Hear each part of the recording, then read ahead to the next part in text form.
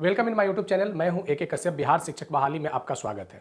General studies paper और specialisation paper के लिए आप मेरे चैनल के साथ बने रहें। न्यू व्यूअर है तो जरूर सब्सक्राइब करके बेल आइकन को दबा दें। आज महत्वपूर्ण हम लोग क्वेश्चन देखेंगे NCERT आधारित, एक NCERT और SCERT आधारित मल्टीपल चॉइस क्वेश्चन जो जियोग्राफी पेपर से रिलेटेड है। तो आप लास्ट तक जरूर क्वेश्चन को देखिएगा और इसका PDF लेने के लिए आप मेरे टेलीग्राम चैनल को ज्वाइन करें, जिसमें Kashyap competitive class Telegram channel को जब आप ज्वाइन करेंगे तो वहाँ पे आपको ये सेट PDF में भी अवेलेबल हो जाएगा। चलिए आज की इस महत्वपूर्ण क्वेश्चन को हम लोग शुरू करते हैं। क्वेश्चन फर्स्ट है, मूल्य का क्या अर्थ होता है, प्राइस का क्या अर्थ होता है। मूल्य का अर्थ क्या यह एक संसाधन है, उपयोगिता है या महत्व है, उपयुक्त में से एक से अधिक, इनमें से कोई नहीं। मूल्य का अर्थ इंपॉर्टेंस होता है, महत्व होता है। क्या होता है? महत्व होता है। सेकंड नंबर क्वेश्चन को हम लोग करेंगे यहाँ पे, किसी विचार अथवा आविष्कार पर एकमात्र अधिकार किससे प्राप्त किया जा सकता है। ठीक है, पेटेंट, हॉलमार्क, मोनोमार्क, उपयुक्त में से एक से अधिक, इनमें से कोई नहीं। इसका सही आंसर होगा option number A, patent. Patent जो है, इसके माध्यम से किसी व्यक्ति के थॉट को क्या किया जा सकता है, उस पर वो एकाधिकार प्राप्त कर सकता है, उसका वो विशेषाधिकार होता है। ठीक उसी तरीके से जैसे अगर आपने कोई इनोवेशन किया तो उस इनोवेशन का भी क्या करवाना पड़ता है, पेटेंट करवाना पड़ता है। तो ध्यान रखिएगा कि यह व्यक्ति के निजी कार्यों से रिलेटेड होता है। तो पेटेंट किससे जुड़ा हुआ है? ये स्वामित्व से जुड़ा हुआ है। किससे जुड़ा हुआ है? स्वामित्व से। कैसा स्वामित्व? चाहे वो आविष्कार का स्वामित्व हो या कोई ऐसे आइडियोलॉजी या कोई ऐसा रिसर्च, तो उसको क्या करवाना होता है? पेटेंट करवाना होता है। चलिए नेक्स्ट क्वेश्चन को हम लोग देखेंगे। 3 नंबर, प्रौद्योगिकी किस क्षेत्र में किया जाता है। प्रौद्योगिकी मीन्स टेक्नोलॉजी। टेक्नोलॉजी किस क्षेत्र में किया जाता है? नवीनतम ज्ञान के लिए, पारंपरिक ज्ञान के लिए, आविष्कार के लिए, उपयुक्त में से एक से अधिक, इनमें से कोई नहीं। प्रौद्योगिकी जो है, टेक्नोलॉजी, ये उपयोग किया जाता है नवीनतम ज्ञान के क्षेत्र में। किस ज्ञान के क्षेत्र में? नवीनतम ज्ञान के क्षेत्र में टेक्नोलॉजी का प्रयोग करते हैं। चलिए 4 नंबर क्वेश्चन को करते हैं। ठीक है, 4 नंबर क्वेश्चन करते हैं कि इनमें से महत्वपूर्ण संसाधन कहलाते हैं। महत्वपूर्ण संसाधन किसे कहते हैं? महत्वपूर्ण संसाधन ज्ञान, आविष्कार, मनुष्य, उपयुक्त में से एक से अधिक, इनमें से कोई नहीं।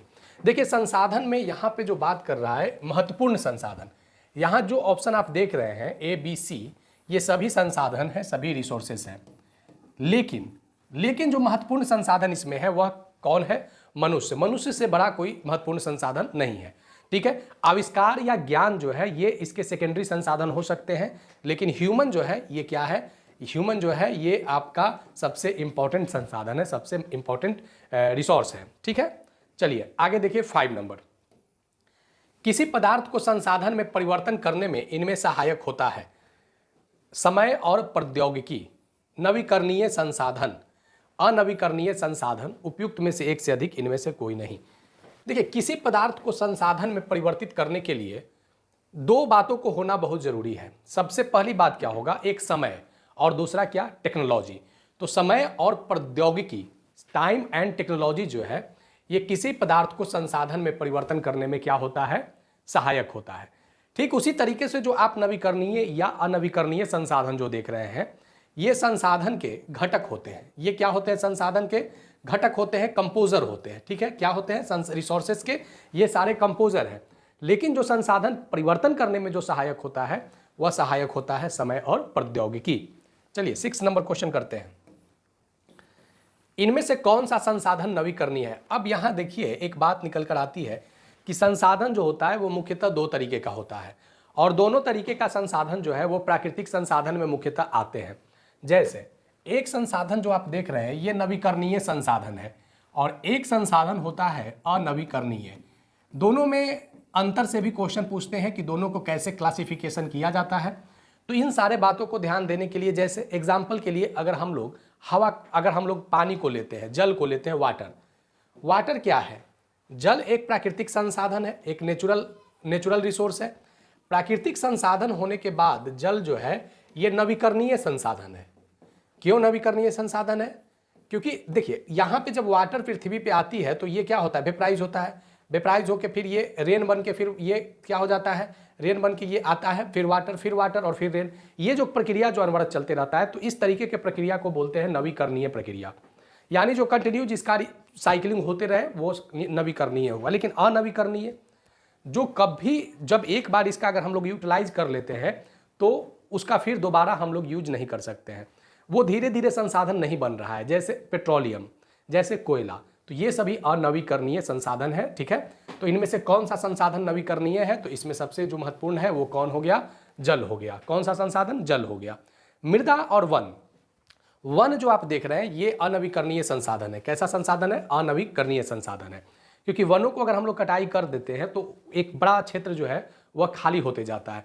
ठीक उसी तरीके से मृदा अपरदन या मृदा अपक्षय वगैरह की जो भौगोलिक घटनाएं होते रहते हैं, तो ये भी क्या है? अनवीकरणीय संसाधन है। नेक्स्ट क्वेश्चन को हम लोग करेंगे आगे 7 नंबर कि इनमें से कौन सा संसाधन नवीकरणीय नहीं है? कोयला, पेट्रोलियम, प्राकृतिक गैस, उपयुक्त में से एक से अधिक, इनमें से कोई नहीं। इसका सही आंसर होगा ऑप्शन नंबर डी, उपयुक्त में से एक से अधिक। उपयुक्त में से एक से अधिक, देखिए दो पार्ट है, बीपीएससी इस तरीके का क्वेश्चन पूछता है, एक ही ऑप्शन में दो बात, उपयुक्त में से एक से अधिक, इनमें से कोई नहीं। तो कोयला भी क्या है? अनवीकरणीय संसाधन है, नवीकरणीय नहीं है। पेट्रोलियम भी अनवीकरणीय है, प्राकृतिक गैस, नेचुरल गैस भी अनवीकरणीय है। उपयुक्त में से एक से अधिक इसका सही आंसर होगा। ठीक है, आगे चलिए देखिए इसमें 8 नंबर, इनमें से एक मानव निर्मित संसाधन है, क्योंकि आपका जो लेसन भी है वो संसाधन से ही जुड़ा हुआ है, तो इस कारण से अभी जो आप ज्योग्राफी में देख रहे हैं ये संसाधन से रिलेटेड ही ऑब्जेक्टिव क्वेश्चन होंगे, तो आप कंटिन्यू बने रहें और देखते रहें। मानव निर्मित संसाधन कोयला, पेट्रोलियम, प्रौद्योगिकी, उपयुक्त में से एक से अधिक। क्या कोयला को ह्यूमन ने बनाया है? मानव ने नहीं। पेट्रोलियम को नहीं। तो टेक्नोलॉजी जो है ये क्या है? टेक्नोलॉजी जो है ये क्या है? ये आपका मैनमेड है, मानव निर्मित रिसोर्स है, मैनमेड रिसोर्स है। तो ध्यान रखिएगा, प्रौद्योगिकी कैसा संसाधन है? मानव निर्मित संसाधन है। 9 नंबर के विषय में देखते हैं, मानव संसाधन के संबंध में निम्नलिखित में से कौन सा कथन सत्य है? मानव संसाधन यानी ह्यूमन रिसोर्स, मानव संसाधन ह्यूमन रिसोर्स जिसको कहते हैं हम लोग एचआर, तो मानव संसाधन में लोगों की संख्या और योग्यता से संबंधित है। इस सारे टर्म को, सेंटेंस को ध्यान रखना है, क्योंकि ये सभी आपके एनसीईआरटी और एससीईआरटी में कवर है। तो मानव संसाधन में लोगों की संख्या और योग्यता संबंधित है। मानव संसाधन में मानसिक अवस्था और शारीरिक विकास दोनों देखा जाता है। मानसिक अवस्था और शारीरिक विकास ये दोनों देखा जाता है, ये दोनों मानव संसाधन का भाग हैं। मनुष्य की कुशलता और भौतिक पदार्थों के मूल्यवान संसाधन, यह भी क्या है? मानव संसाधन है। तो इस कारण से इसका भी आंसर क्या होगा? उपयुक्त में से एक से अधिक। क्यों हुआ? क्योंकि संख्या, योग्यता, मानसिक अवस्था, शारीरिक विकास, कुशलता और मूल्यवान संसाधन, यह सभी क्या है? यह सभी जो है वो क्या है? मानव संसाधन है। 10 नंबर देखिए यहाँ पे, मानव संसाधन विकास किसे कहते हैं? मानव संसाधन का विकास, human resource development. Human resource development आप सुनते भी होंगे। ह्यूमन रिसोर्स डेवलपमेंट जो है ये किससे जुड़ा हुआ है? ये किससे जुड़ा हुआ है? मनुष्य के रूप में, विशिष्ट संसाधन के रूप में, शिक्षा और स्वास्थ्य कौशल के रूप में, या उपयुक्त में से एक से अधिक, इनमें से कोई नहीं। तो मानव संसाधन का विकास जो है वह मनुष्य के रूप में होना चाहिए। मानव संसाधन का विकास विशिष्ट संसाधन के रूप में भी होना चाहिए, और मानव संसाधन का प्रयोग जो है वह शिक्षा और स्वास्थ्य कौशल में भी होना चाहिए। जैसे आप एक इंडेक्स भी देखते होंगे, HDI, human development index, HDI। तो HDI क्या है? वह मानव के विकास से जुड़ा हुआ है। तो मानव के विकास में मनुष्य रूप में विशिष्ट संसाधन भी अवेलेबल होना चाहिए, शिक्षा और स्वास्थ्य कौशल भी अवेलेबल होना चाहिए। तो इसी को हम लोग कहते हैं ह्यूमन रिसोर्स डेवलपमेंट। आगे चलिए 11 नंबर देखिए कि सतत पोषणीय विकास क्या होता है? संसाधनों का सावधानी पूर्वक उपयोग। आपके पास बहुत सारा रिसोर्सेस हैं, लेकिन आप उसका उपयोग जो है वो सावधानी पूर्वक नहीं कर रहे हैं। जैसे आपने संसाधनों का दुरुपयोग करना सीख लिया, तो क्या उस संसाधन का दुरुपयोग सतत पोषणीय विकास कहलाएगा? इन सारे बातों को देखना है यहाँ पे। सतत पोषणीय विकास क्या होता है? संसाधन का सावधानी पूर्वक उपयोग। दूसरा, संसाधन को वर्तमान विधि के लिए सुरक्षित रखना। ठीक है, संसाधन को, रिसोर्स को सुरक्षित भी रखना है। संसाधन को भावी पीढ़ी यानी आने वाला नेक्स्ट जनरेशन की आवश्यकताओं को पूरा करवाना। ऐसा ना हो कि सारे संसाधन को जो प्रेजेंट में जी रहे हैं वही यूटिलाइज कर जाए। संसाधन की सतत पोषणीय विकास टर्म इसीलिए जोड़ा गया कि इस संसाधन को आने वाले नेक्स्ट जनरेशन तक भी इसे अवेलेबल करवाया जा सके। उपयुक्त में से एक से अधिक, इनमें से कोई नहीं। तो सतत पोषणीय विकास में सभी बातें आते हैं। क्वेश्चन में आपको डी नंबर ऑप्शन ज़्यादा देखने को मिल रहा होगा, क्योंकि यहाँ पे मेरे द्वारा जो भी क्वेश्चन करवाया जा रहा है, यहाँ पे जो भी मिस्टेक हो मैक्सिमम क्वेश्चन आप करें ताकि एग्जामिनेशन हॉल में काफ़ी ईजी से आप कर सके। तो ये बिल्कुल देख के नहीं चलना है कि यहाँ पे ज़्यादा क्वेश्चन डी ही ऑप्शन क्यों हो रहा है, क्योंकि ये सारे फैक्ट आपके रिलेटेड है सतत पोषणीय विकास से। तो सतत पोषणीय विकास में सावधानीपूर्वक उपयोग, संसाधनों को वर्तमान विधि के लिए सुरक्षित रखना, भावी पीढ़ियों को आवश्यकता का पूरा करवाना, ये सभी क्या है, सतत पोषणीय विकास है। आगे चलिए देखते हैं क्वेश्चन 12 नंबर। निम्नलिखित में से कौन सा संसाधन को निर्धारित नहीं करता है? निम्नलिखित में से कौन संसाधन को निर्धारित नहीं करता है? उपयोगिता, मूल्य, मात्रा, उपयुक्त में से एक से अधिक, इनमें से कोई नहीं। संसाधन को निर्धारित नहीं करता है। संसाधन को जो निर्धारित करता है, उपयोगिता भी संसाधन को निर्धारित करता है। प्रश्न है नहीं करता है। मूल्य भी संसाधन को निर्धारित करता है। मूल्य भी संसाधन को क्या करता है, निर्धारित करता है। और मात्रा भी संसाधन को निर्धारित करता है। इस कारण से इसका भी ऑप्शन डी ही होगा। लेकिन क्या होगा, इनमें से कोई नहीं, इनमें से कोई नहीं। 13 नंबर क्वेश्चन को चलिए देखिए। यहाँ पे 13 नंबर क्वेश्चन क्या है, निम्नलिखित में से कौन सा मानव निर्मित संसाधन है? मनुष्यों के द्वारा संसाधन है कैंसर उपचार की औषधियां, झरने का जल, उष्णकटिबंधीय वन, उपयुक्त में से एक से अधिक, इनमें से कोई नहीं। तो मानव निर्मित संसाधन, कैंसर उपचार की जो औषधियां हैं वह क्या है, मानव उपचार, ये सभी क्या है, मानव निर्मित संसाधन है। Next question 14 number. अनवीकरणीय संसाधन होते हैं। पहले भी हमने बात किया है कि अनवीकरणीय संसाधन जो होते हैं ये इसका एक स्टोरेज होता है, और इसी कारण जो सतत पोषणीय विकास को जोड़ा गया है वह नवीकरणीय और अनवीकरणीय, खास करके अनवीकरणीय को ज़्यादा फोकस करके जोड़ा गया है, क्योंकि अनवीकरणीय संसाधन में सीमित भंडार होते हैं, जैसे कोयला का भंडार, जैसे पेट्रोलियम का भंडार। किसका भंडार? पेट्रोलियम का भंडार। ठीक है। मनुष्यों के द्वारा निर्मित अनवीकरणीय संसाधन, मनुष्यों के द्वारा निर्मित और निर्जीव वस्तुओं से व्युत्पन्न, उपयुक्त में से एक से अधिक, इनमें से कोई नहीं। तो इसका सही, तो मनुष्यों के द्वारा, जैसे आपको कोयला मिला, लेकिन उस कोयले को जलाने के लिए आप क्या कर रहे हैं, उसको एक अलग प्रक्रिया में क्लासिफाई कर रहे हैं। प्राकृतिक गैस से कैसे आप पेट्रोलियम को निकाल रहे हैं और अलग अलग यूज कर रहे हैं। निर्जीव वस्तुओं से व्युत्पन्न, जैसे कोयला वगैरह क्या हुआ, कोयला, पेट्रोलियम, ये सभी क्या है, निर्जीव वस्तुएं हैं। तो इस कारण इसका आंसर क्या होगा, अनवीकरणीय संसाधन में डी होगा। सीमित भंडार सबसे इसका मेजर बातें हैं। सीमित भंडार अनवीकरणीय संसाधन का मुख्य जो यूनिट के रूप में आता है कि इतना ही आपके पास स्टोरेज है। ठीक है, आगे चलिए 15 नंबर। सतत पोषणीय विकास का सिद्धांत इनमें से नहीं है। अब यहाँ पे देखिए क्या कह रहा है, पृथ्वी की जीवन शक्ति और विविधता का संरक्षण करना बिल्कुल है, क्योंकि सतत पोषणीय विकास नेक्स्ट जनरेशन के लिए है। तो जीवन शक्ति और विविधता, डाइवर्सिटी का संरक्षण भी करना जरूरी है। जीवन के सभी रूपों को आदर और देखभाल करना भी एक सतत पोषणीय विकास ही है। यहाँ पे पूछ रहा है नहीं है। मानव जीवन की गुणवत्ता को बढ़ाना और समुदाय को पर्यावरण की देखभाल करने योग्य बनाना, यह भी सतत पोषणीय विकास में आता है। तो इस कारण इसका आंसर होगा इनमें से कोई नहीं, ऑप्शन नंबर डी। ठीक है, आगे चलिए नेक्स्ट क्वेश्चन को हम लोग देखेंगे 16 नंबर। जनसंख्या के विषय में इनमें से कौन सा कथन सही है? विश्व की 90% जनसंख्या, विश्व की 90% जनसंख्या भूमि क्षेत्र का 30% भाग पर रहती है। यह भी एक मेजर बात है। कितनी जनसंख्या? 90%। विश्व का 90% जनसंख्या कितने भूभाग पर रहती है? 30%। ये लाइन को आप क्लियर करने के लिए आप थोड़ा पिक्चर ग्लोब का देखिए। मैक्सिमम जो आप ग्लोब में देखेंगे तो आपको क्या मिलेगा, 75% जो हिस्सा है वह क्या है, जल से घिरा हुआ है। यहाँ पे कि विश्व की 70% जनसंख्या भूमि पर पर्याप्त विरल जनसंख्या के रूप में निवास करती है।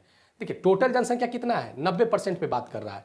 कितना भूमि पे रह रहा है? 30% की भूमि पे। लेकिन इस 90% को देखिए, यहाँ पे 90% में 70% जो जनसंख्या है कैसा भूमि पे रह रहा है? विरल भूमि पे रह रहा है। कैसा भूमि पे? विरल। और 30% जो जनसंख्या है ये कैसा भूमि पे रह रहा है? सघन भूमि पे रह रहा है। ठीक है। सी नंबर कहता है कि विश्व की 70% जनसंख्या निर्जन क्षेत्र में निवास करती है। ये जो भी बातें यहाँ पे मेंशन किए गए हैं वह सभी बातें क्या हैं? सही है। तो इसका आंसर होगा ऑप्शन नंबर डी। आगे चलिए 17 नंबर। साझा संपत्ति संसाधन किसे कहते हैं? साझा संपत्ति, जैसे साझा संपत्ति का विषय किसमें आता है? संसाधन में किसे कहेंगे कि साझा संपत्ति संसाधन है? सामुदायिक भूमि पर संसाधन, निजी भूमि पर संसाधन, राष्ट्रीय स्तर पर संसाधन, उपयुक्त में से एक से अधिक, इनमें से कोई नहीं।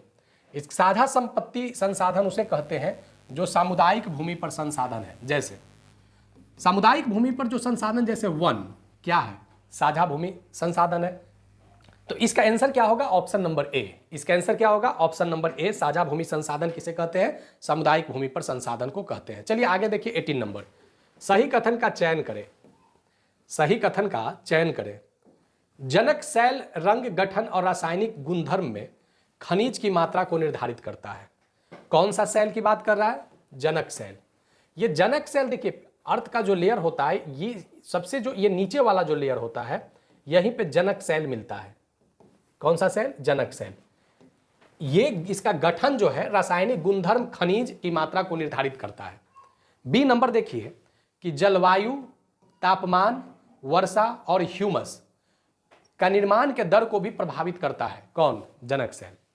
वनस्पति जांच प्रणाली, वनस्पति जांच और प्राणी जगत और सूक्ष्म जीवों ह्यूमस के निर्माण दर को प्रभावित करते हैं। उपयुक्त में से एक से अधिक, इनमें से कोई नहीं। इसका भी सही आंसर क्या होगा? ऑप्शन नंबर डी, उपयुक्त में से एक से अधिक। तो दो बातों को ध्यान रखिएगा। जनक सेल पृथ्वी के अर्थ के सरफेस के सबसे निचले लेयर पे बनता है, तो यहां पे इसके रासायनिक गुणधर्म और खनिज की मात्रा को भी ये निर्धारित करता है। जलवायु, तापमान, वर्षा, ह्यूमस के निर्माण के दर से ये प्रभावित करता है।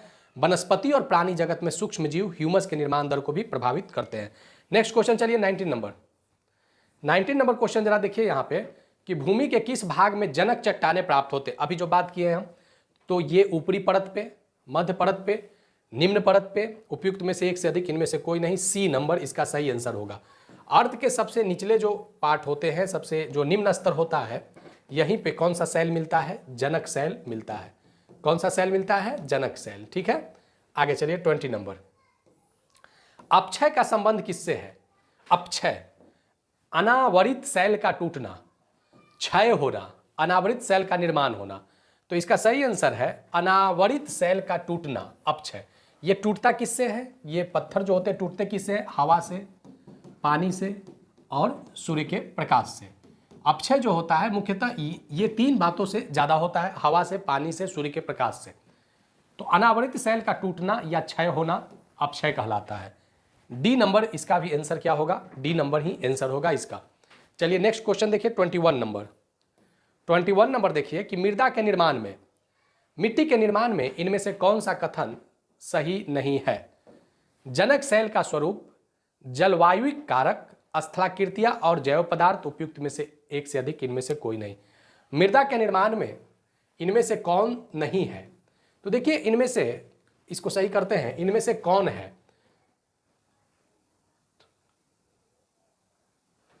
मृदा के निर्माण के कारक में इनमें कौन नहीं है? तो दोनों प्रश्न को करेंगे, नहीं है और है। तो जनक सेल का स्वरूप, कौन सा? जनक सेल का स्वरूप। मिट्टी के निर्माण में जनक सेल का स्वरूप भी कार्य करता है, लेकिन जो इसका मेन आंसर जो होगा वह होगा स्थलाकृति और जैव पदार्थ।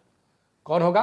स्थलाकृति और जैव पदार्थ। मृदा के निर्माण में सबसे महत्वपूर्ण कौन हो जाएगा? स्थलाकृति और, लेकिन इसका आंसर तो हमने सी कर दिया, लेकिन जनक सेल का स्वरूप और जलवायु कारक यह भी मृदा के निर्माण में सहयोगी होते हैं। तो ऐसे इसका आंसर क्या होंगे? सी ही होंगे। नेक्स्ट चलिए 22 नंबर देखिए।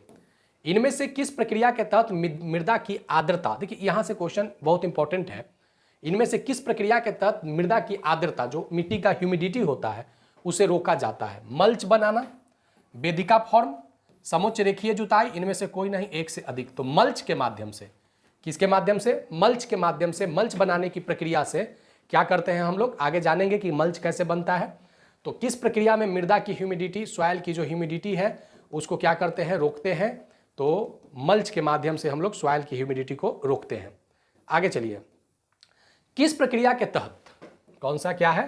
किस प्रक्रिया के तहत मृदा अपर्दन, ठीक है, वहां हम लोग ह्यूमिडिटी को रोक रहे थे मल्च के माध्यम से, अब अपर्दन को बता रहा है। जैसे अपर्दन कैसे होता है? जैसे मिट्टी का हवा से, पानी से जो अपक्षय हम लोग देखे थे, तो मिट्टी का अपर्दन और पृष्ठीय प्रवाह कम होता है। वेदिका फॉर्म, मल्च बनाना, रक्षक मेखलाएं। सही आंसर इसका होगा वेदिका फॉर्म। क्या होगा? वेदिका फॉर्म। चलिए आगे देखिए नेक्स्ट क्वेश्चन को 24 नंबर। एक पहाड़ी ढाल पर समुचित रेखाओं के समानांतर, एक पहाड़ी ढाल पर समुचित रेखाओं के समानांतर जुताई ढाल के नीचे बहते हुए इस तरीके से इस तरीके से इसका पिक्चर होता है। क्या कर रहा है कि एक पहाड़ी ढाल पर समुचित रेखाओं के समानांतर जुटाई ढाल के नीचे बहते हुए जल को प्राकृतिक अवरोधक के रूप में जो निर्माण करता है उसे क्या कहते हैं? समुच्च रेखीय जुताई, वेदिका फॉर्म, रक्षक मेखलाएं। ऑप्शन ए इसका सही आंसर होगा समुच्च रेखीय जुताई। समुच्च रेखीय जुताई के तहत पहाड़ी ढालों की जो पानी होता है उसको रोका जाता है। नेक्स्ट चलिए, वो तो पहाड़ी क्षेत्रों की बात आया, अब आ गया बात तटीय प्रदेश का। तटीय प्रदेश और शुष्क प्रदेशों में, तटीय प्रदेश और शुष्क प्रदेशों में पवन की गति को रोकने के लिए, किसकी गति को रोकने के लिए? पवन की गति को रोकने के लिए बीच कतार में लगाया जाता है। क्या लगाया जाता है बीच कतार में? पेड़ लगाए जाते हैं। क्या लगाए जाते हैं? पेड़ लगाए जाते हैं, ताकि मृदा के आवरण को बचाया जा सके। यह कौन सी बनावट है? समुच्च रेखीय जुताई, समुच्च रेखीय राधिकाएं, रक्षक मेखलाएं।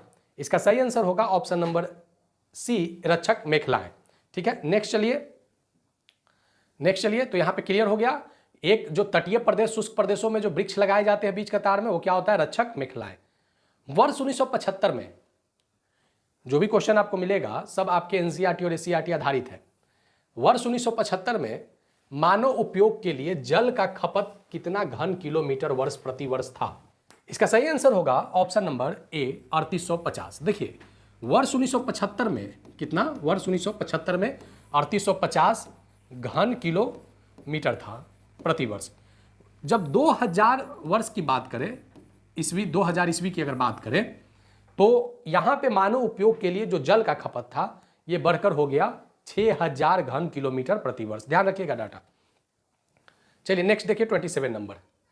एक टपकता हुआ नल प्रति वर्ष, एक टपकता हुआ नल, जैसे अगर आपके घरों में नल की जो पानी की जो वेस्टेज होते हैं, तो नल प्रति वर्ष अगर वो एक बूंद टपक रहा है तो एक साल में कितना लीटर वो जल बर्बाद करता है?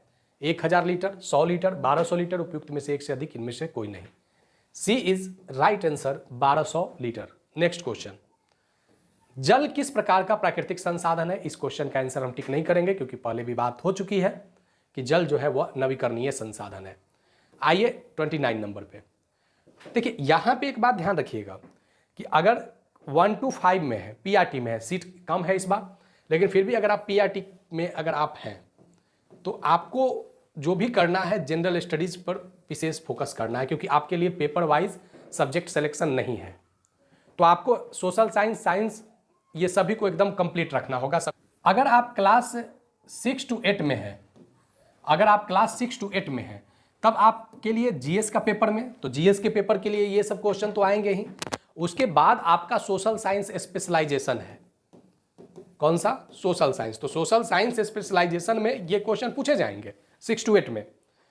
तो बात आ गई कि क्या 6 to 8 में जो साइंस वाले हैं उनसे ये सब क्वेश्चन नहीं होंगे? बिल्कुल होंगे। उनसे ये सब क्वेश्चन कहां वाले पार्ट में होंगे? जीएस वाले पार्ट में होंगे। तो साइंस वाले लोगों के लिए जीएस के लिए ज्योग्राफी पढ़ना है, ठीक है, और सोशल साइंस वाले 6 to 8 में उनको भी साइंस जीएस के लिए पढ़ना है। अब आइए अपर क्लास में, टीजीटी में। तो टीजीटी में जिनका ज्योग्राफी पेपर है या सोशल साइंस का जो रिलेटेड पेपर से है, तो वहां पे ये आपको काम करेगा। फिर पीजीटी में भी जिनका स्पेशलाइजेशन ज्योग्राफी से है तो वो काम करेगा, ठीक है। तो आप जरूर मेरे साथ कनेक्ट रहें और वीडियो को देखते रहें। बिहार 7th फेज शिक्षक बहाली प्लेलिस्ट से आप जरूर एक बार वॉच कर लेंगे, क्योंकि बहुत सारा वहां पे आपको ऑब्जेक्टिव मिलेगा। आपकी तैयारी एकदम वहां से लगभग कंप्लीट मानी जाएगी। अगर आप वैसा कर लेते हैं तो बहुत सारा आपको हेल्प भी मिलेगा क्वेश्चन बनाने में। और यहां बिहार 2nd फेज शिक्षक बहाली का भी प्लेलिस्ट आप सब्जेक्ट वाइज जरूर देखें। महासागर के निर्माण कार्य लगभग कितना अरब वर्ष पूर्व अनुमान किया गया है? 3.5 अरब वर्ष पूर्व, 4 अरब वर्ष पूर्व, 5 अरब वर्ष पूर्व, 5 अरब वर्ष पूर्व, उपयुक्त में से एक से अधिक, इनमें से कोई नहीं। महासागरों के निर्माण का जो लगभग अनुमान लगाया गया है, पूर्वानुमान लगाया गया है, ये 3.5 अरब वर्ष पूर्व लगाया गया है। कब? 3.5 अरब वर्ष पूर्व। नेक्स्ट चलिए यहां पे देखिए, पृथ्वी का कुल भौगोलिक क्षेत्रफल का कितना प्रतिशत भाग बर्फ से ढका हुआ है? 50%, 60%, 70%, उपयुक्त में से एक से अधिक, इनमें से कोई नहीं। C is right answer. कितना प्रतिशत? 70% भाग जो है वह किससे ढका हुआ है? बर्फ से ढका हुआ है।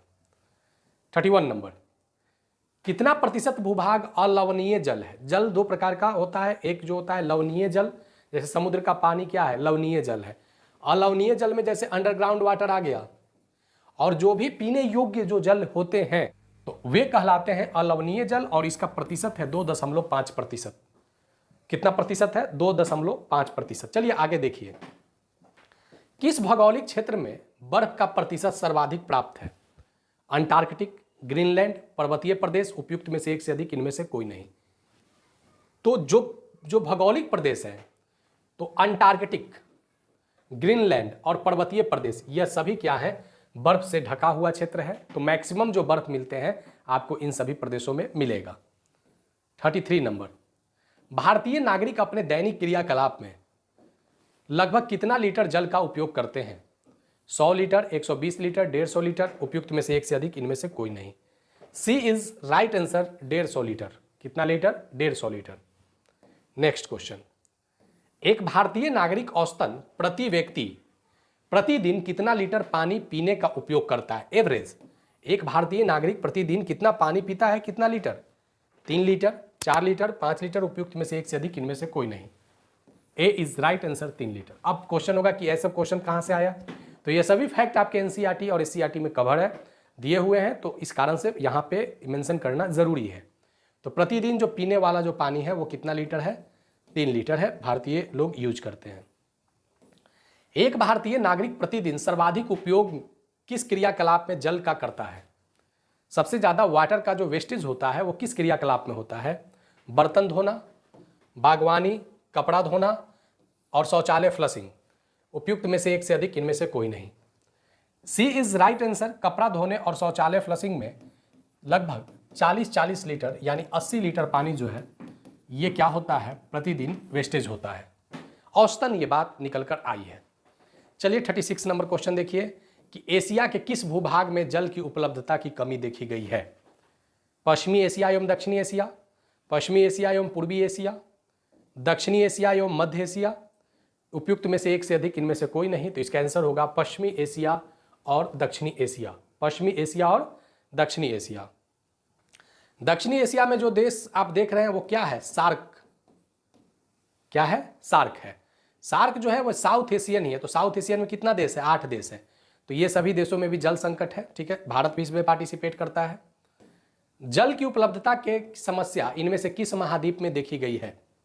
वाटर का सबसे ज़्यादा प्रॉब्लम जो देखा गया है वह कहाँ देखा गया है? तो दक्षिण अमेरिका, ऑस्ट्रेलिया, उत्तरी अमेरिका, उपयुक्त में से। तो इसका डी आंसर होगा। ये सभी महाद्वीप में जल की उपलब्धता की समस्या देखी जा रही है। और आप कमेंट में ज़रूर बताएंगे, अगर अभी तक अगर आप कंटिन्यू बने हुए हैं तो ये ज़रूर बताएंगे कि ये वीडियो आपको कैसा लगा है। अगर कोई सजेशन है तो आप सजेशन ज़रूर कमेंट में लिखेंगे, ताकि अगर कुछ चेंजिंग करना हो या कुछ अगर इसमें और ऐड करना हो तो हम कर सकें। तो आप जरूर कमेंट लिखेंगे, लाइक करना बिल्कुल ना भूलेंगे। प्राकृतिक वनस्पति और वन जीवन इनमें से कहाँ प्राप्त होता है? स्थल मंडल, जल मंडल, जैव मंडल, उपयुक्त में से एक से अधिक, इनमें से कोई नहीं। तो ये सब जो क्वेश्चन पूछे जाते हैं ये थोड़ा कॉम्प्लेक्स बना देते हैं। क्या कह रहा है? प्राकृतिक वनस्पति और वन जीवन, वन और जीवन कहाँ मिलता है? तो जैव मंडल में मिलता है। कहाँ मिलता है? जैव मंडल में मिलता है। आगे चलिए देखिए इसमें 39 नंबर क्वेश्चन, स्थल मंडल और जल मंडल, स्थल मंडल, जल मंडल और वायुमंडल के बीच उपयोग वाले एक संकरे क्षेत्र को क्या कहते हैं? पारितंत्र, जैवतंत्र, उपयुक्त में से एक से अधिक, इनमें से कोई नहीं। तो इसका आंसर होगा ऑप्शन नंबर बी, जैवतंत्र। क्या कहते हैं इसे? जैवतंत्र कहते हैं। नेक्स्ट क्वेश्चन को देखिए कि जीवित रहने के लिए एक दूसरे पर परस्पर संबंधित और निर्भर रहते हैं, इस जीवन आधार को क्या कहा जाता है? देखिए वहां पे हम लोग क्या देख रहे थे? स्थल मंडल, जल मंडल और वायुमंडल के संकरे क्षेत्र को जैव मंडल कहते हैं। अब जो प्रश्न आया कि अब ये जैव मंडल में जीवित रहने के लिए एक दूसरे पर हमें पारस्परिक निर्भर रहना पड़ता है, जिसमें कहते हैं ना प्राथमिक उपभोक्ता, द्वितीय उपभोक्ता, तृतीय उपभोक्ता। तो ये जो कंज्यूमर जो मिलते हैं, ये कंज्यूमर कहाँ मिलते हैं? स्थल मंडल, जल मंडल या पारितंत्र, उपयुक्त में से एक से अधिक, इनमें से कोई नहीं। तो ये मिलते हैं इकोसिस्टम में, पारितंत्र में। कहाँ मिलते हैं? पारितंत्र में मिलते हैं, ठीक है। तो पारितंत्र क्या है? जीवित रहने के लिए एक दूसरे पर परस्पर संबंधित और निर्भर रहना पारितंत्र कहलाता है। 41 नंबर, वन्य जीवन की बहुमूल्य संसाधन का उपयोग किस क्षेत्र में किया जाता है? वन्य जीवन के बहुमूल्य संसाधन का उपयोग ऑक्सीजन उत्पन्न करने के लिए, फसल को उगाने की आवश्यकता के लिए, मृदा के सुरक्षा और भूमि के जल संग्रह हेतु, तो वन्य जीवन की बहुमूल्य संसाधन वृक्ष हुआ, पेड़ पौधे हुए, और क्या हुआ, झाड़ियां हुआ। तो ये सभी क्या है, हमारे वन्य जीवन की बहुमूल्य संसाधन है। तो सबसे जो मेजर बात निकल कर आती है कि जो जीवों को जीने के लिए सबसे आवश्यक ऑक्सीजन है। इस जीवन को सही रूप से संचालित करने के लिए फसल का उत्पादन जरूरी है, तो यह भी महत्वपूर्ण है। और इसके अलावा मृदा को सुरक्षा और भूमि पर जल संग्रह यह भी जरूरी है। तो इस कारण से वन्य जीवन जो है ये बहुमूल्य है, क्योंकि ये सभी क्षेत्रों को वो सुरक्षा प्रदान करता है। नेक्स्ट देखिए 42 नंबर, किस दवा के उपयोग, अत्यधिक उपयोग के कारण पारितंत्र प्रभावित हुआ? किस दवा के, दवा से जैसे क्या मतलब, पारितंत्र कैसे प्रभावित हो सकता है? जैसे अगर कोई एनिमल या ह्यूमन की ही अगर बात करें, अगर एनिमल या ह्यूमन का अगर डेथ बॉडी, कोई अगर बर्ड जैसे अगर खाता है, कोई चिड़िया अगर खाती है, तो उसके शरीर में इस एनिमल या ह्यूमन का जो मेडिसिन होगा वो भी उसको क्या करता है, प्रभावित कर देता है। तो मुख्य रूप से हमारे यहाँ डाइक्लोफेनिक दवा, एस्प्रिन और इबुप्रोफेन, ये 3 दवा जो है इसके अत्यधिक उपयोग होने से ह्यूमन और एनिमल में, जैसे कोई जानवर है उसको भी अगर ये दवा चला है, तो ह्यूमन और एनिमल में क्या हो रहा है, उसके खाने के बाद उसके जो शाकाहारी पक्षी, जो मांसाहारी पक्षियां होते हैं, वे उनके शरीर के, वो उनके क्या करते हैं, शरीर, मरे हुए शरीर को खाते हैं। उसके बाद क्या होता है कि इस दवा के प्रभाव के कारण वो भी क्या होते हैं, मर जाते हैं। तो ये इस तरीके का एक गिद्ध नामक एक पक्षी पहले काफ़ी ज़्यादा देखने को मिला था, जो ये डाइक्लोफेनिक, एस्प्रिन और इबुप्रोफेन के कारण ये ज़्यादा प्रभावित हुआ है। ये 3 दवा पारितंत्र को काफ़ी नुकसान पहुंचाया है। नेक्स्ट देखिए, कौन सा एक जीव जो हमारे पारितंत्र में अपघटक के रूप में महत्वपूर्ण भूमिका निभाता है? ठीक है, डिकम्पोजर के रूप में। गोरैया, कौआ, मधुमक्खी, उपयुक्त में से एक से अधिक। फूलों के रस को मधुमक्खी के द्वारा क्या किया जाता है, परागकण से उसे कंजम करता है। अगर मधुमक्खी ना, अगर तो ये मधुमक्खी क्या करता है, परागकण को क्या करता है, ये चूसता है। अगर ऐसा ना हो तो काफी मात्रा में परागकण क्या होगा, हमारे वायु पर्यावरण में फैल जाएगा। तो यहाँ पे मधुमक्खी जो है ये एक ऐसा जीव है जो हमारे पारितंत्र को मुख्य संगठक के रूप में ये मधुमक्खी कार्य करता है, और यही परागकण से वो मध यानी हनी बनाता है। ठीक है, आगे चलिए। प्राकृतिक वनस्पति के वर्गीकरण के आधार पर वनस्पति को कितने वर्गों में रखा जाता है? 2, 3, 4, उपयुक्त में से एक से अधिक, इनमें से कोई नहीं। C is right answer. 4 वर्गों में प्राकृतिक वनस्पति को क्लासिफिकेशन करते हैं। 45 नंबर, प्राकृतिक वनस्पति के वर्गीकरण में इनमें से कौन सा क्षेत्र शामिल है? वन, घास स्थल, गुलमर्ग और टुंड्रा, उपयुक्त में से एक से अधिक, इनमें से कोई नहीं। प्राकृतिक वनस्पति के 4 क्षेत्र में वन भी आता है, ग्रासलैंड भी आता है, गुलमर्ग और टुंड्रा प्रदेश भी आते हैं। ध्यान रखिएगा, वन, घास स्थल, गुलमर्ग और टुंड्रा ये प्राकृतिक वनस्पति के क्षेत्र हैं। नेक्स्ट देखिए 46 नंबर, मांस और लाइकेन नामक वनस्पति किस भौगोलिक क्षेत्र में सर्वाधिक मिलते हैं? घास स्थल, वन, टुंड्रा क्षेत्र। इसका सही आंसर होगा टुंड्रा क्षेत्र में। कहां पे? टुंड्रा क्षेत्र में। ठीक है, आगे चलिए नेक्स्ट क्वेश्चन को देखेंगे। 47 नंबर, इनमें से कौन सी संस्था प्राणी और पक्षियों की सूची तैयार करती है? देखिए, संस्था की बात कर रहा है। Red data book, green data book, ICITCS, उपयुक्त में से एक से अधिक, इनमें से कोई नहीं। तो जो प्राणी और पक्षियों की सूची तैयार करता है वो है ऑप्शन नंबर सी, CITCS। चलिए नेक्स्ट क्वेश्चन को देखिए यहाँ पे 48 नंबर, काजीरंगा राष्ट्रीय उद्यान भारत के किस राज्य में अवस्थित है? काजीरंगा राष्ट्रीय उद्यान गेंडा के लिए प्रसिद्ध है, राइनो हॉर्स, और इस गेंडा में भी एक सिंगी गेंडा। काजीरंगा भारत के असम में है, और इसके अलावा एक और वहां पे वन्यजीव अभ्यारण्य है, मानस। कौन सा वन्यजीव अभ्यारण्य? मानस। 49 नंबर, वर्तमान और भविष्य के पीढ़ियों के लिए एक या एक से अधिक पारितंत्र या पारिस्थितिकी, इकोलॉजी, एकता की रक्षा के लिए नामित किया गया है। तो यह प्राकृतिक क्षेत्र क्या कहलाता है? जैवमंडल, राष्ट्रीय उद्यान, वन्यजीव अभ्यारण्य, उपयुक्त में से एक से अधिक, इनमें से कोई नहीं। वर्तमान और भविष्य के पीढ़ियों के लिए जो पारितंत्र और पारिस्थितिकी एकता को जो नामित किया गया है वह क्या है? राष्ट्रीय उद्यान है। क्या है? राष्ट्रीय उद्यान है, बी नंबर। नेक्स्ट चलिए 50 नंबर क्वेश्चन को देखते हैं। यहाँ पे एक एक वैश्विक नेटवर्क द्वारा जुड़े लक्षित क्षेत्रों की एक श्रृंखला, एक वैश्विक नेटवर्क द्वारा जुड़े एक लक्षित क्षेत्रों की एक श्रृंखला जिसे संरक्षण और विकास के बीच संबंध को प्रदर्शित करता है, इसे क्या कहते हैं? राष्ट्रीय उद्यान, वन्यजीव अभ्यारण्य, जैवमंडल, उपयुक्त में से एक से अधिक, इनमें से कोई नहीं। तो इसे हम लोग कहते हैं जैवमंडल। Option number B is right answer, जैवमंडल। नेक्स्ट क्वेश्चन को देखिए। यहां पे जो हमने कहा था कि यहां पे कुछ महत्वपूर्ण जो आपको ऑब्जेक्टिव वन लाइनर में भी देखने को मिलेगा, इनमें से कौन सा मिलान सही है?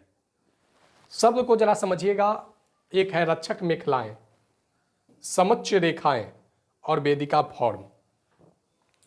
तटीय प्रदेश और शुष्क प्रदेश में पवन की गति को रोकने के लिए वृक्षों का कतार लगाना जिससे मिट्टी के आवरण को बचाया जा सके, इसे रक्षक मेखला कहते हैं। सही है। समोच्च रेखा पर रोधी कार्य बनाने के लिए पत्थर और घास तथा मृदा का उपयोग किया जाता है और यह रोधिकाएं सामने जल एकत्रित करने के लिए खाइयां बनाई जाती है, इसे हम लोग समोच्च रेखाएं कहते हैं।